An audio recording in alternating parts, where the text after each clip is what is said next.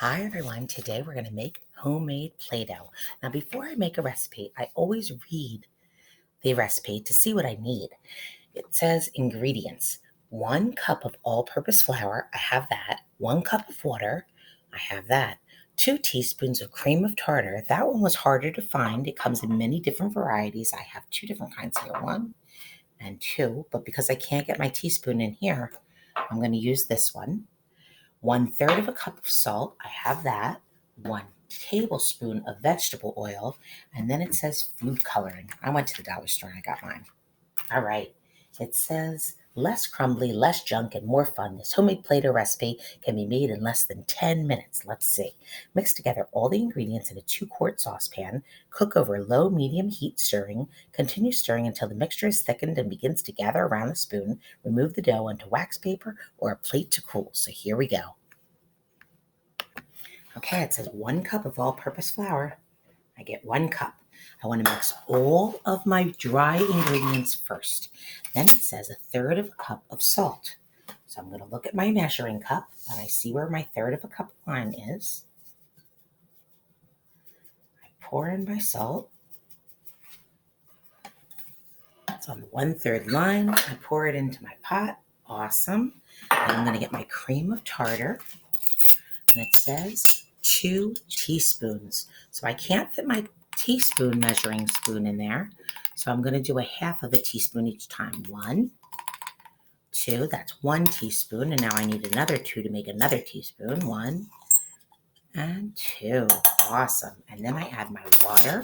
I need 1 cup of water.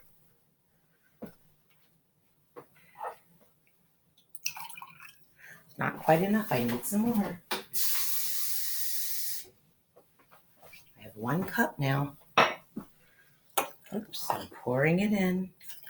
All right, and then it says vegetable oil, 1 tablespoon of vegetable oil. So I get my tablespoon measuring spoon, I pour in my oil into my pot, and now I'm ready to bring it over to the stove and start stirring. Okay, here's my pot on the stove, and I'm stirring. It's on medium-low heat, and I'm going to stir and stir and stir until it forms around my spoon. So right now, it's still like soup. Let's see what happens.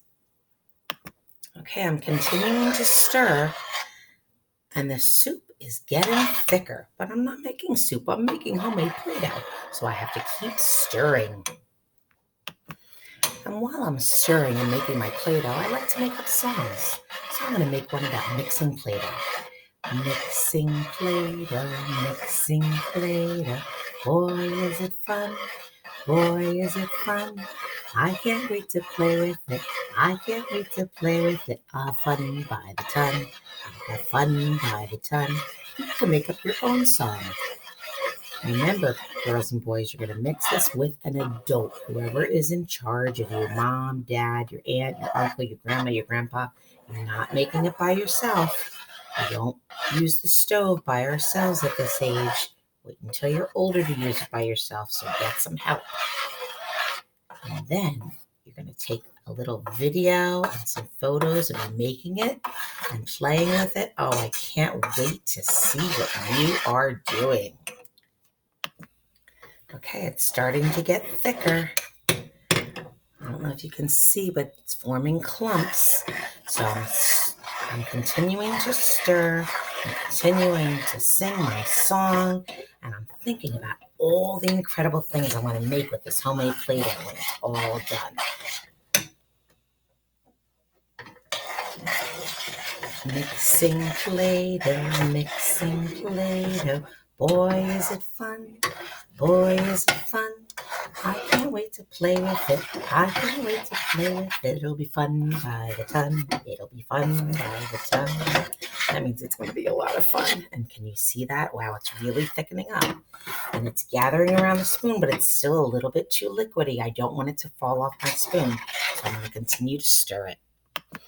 Okay, we're at the point where I can take it out of the pot and put it on a plate to dry. When they said gathering around the spoon, check this out.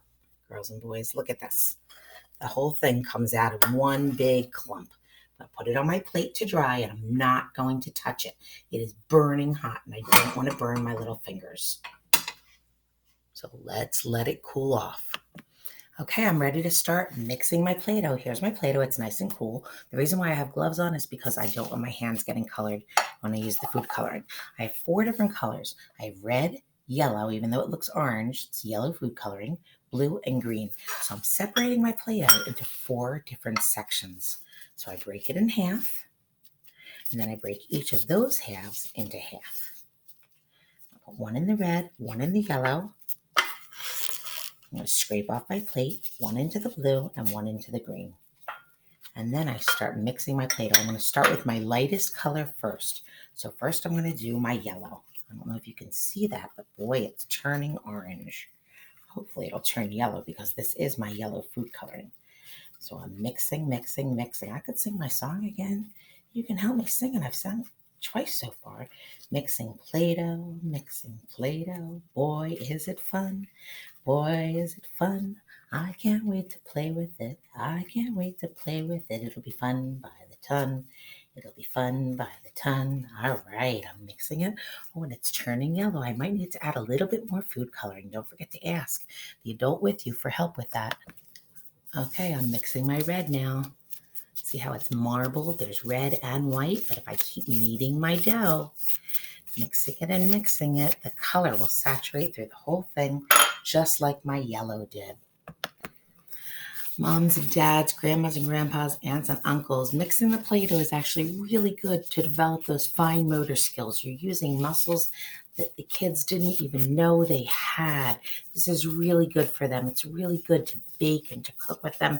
They learn math, they learn science, they work on their fine motor development, they learn how to create, and they get to work together with you. It's such an incredible opportunity to spend time together. So if you have the time, do it. It's awesome. It's great for the development.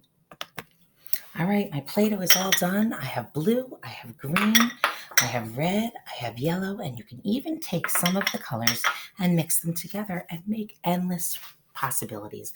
I took some red, I took some yellow, and I made a little bit of orange. It's hard to tell, but you can make any colors you want. And as long as you wrap it up tightly after each time the kids are done using it, this will last you for months and months and months. Have fun playing with it, and I'll see you in class tomorrow. Bye.